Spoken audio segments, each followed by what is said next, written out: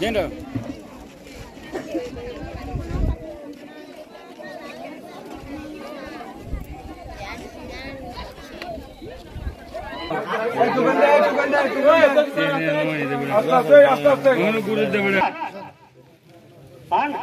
حميد الله يا حميد الله حميد الله احمد الله يحيى حبيب الله قلت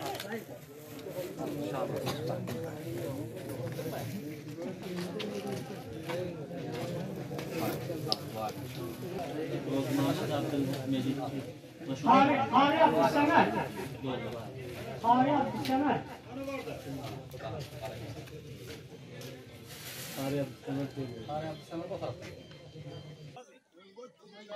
خلص بالمرة خلاص حكم على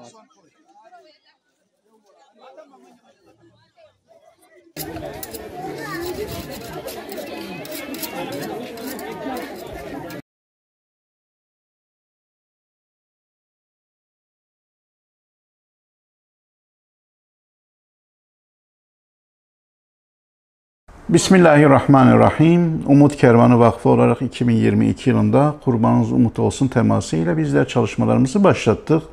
Başta ülkemiz olmak üzere yurt dışında birçok mazlum coğrafyada da kurban vekaletlerini yerine getirmek için gayret sarf ettik ve öncesinden de altyapımızı oluşturarak hayırseverlerimizden bize gelen kurban vekaletini sıhhatli bir şekilde yerine getirmeye çalıştık. Ülkemiz haricinde 25 ülkede, toplamda 26 ülkede kurban faaliyetinde bulunduk.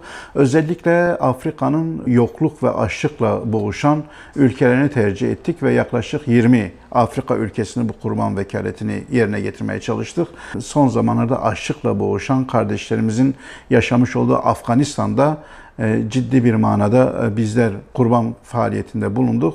Bununla beraber Bangladeş ve Arakan kampları, Nepal, Kamboçya gibi ülkelerde ve bununla beraber devamlı gözlerimizin önünde olan Siyonist çetenin işgali altında olan Filistin'deki kardeşlerimize de kurban etinin ulaşması için gayret sarf ettik.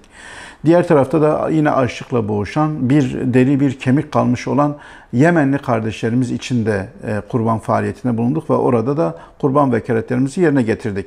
Umut Kervanı olarak Türkiye'mizde 4287 hisse ve 24264 aileye ulaştık. Yurt dışında da 3476 hisse ve 17387 aileye ulaştık.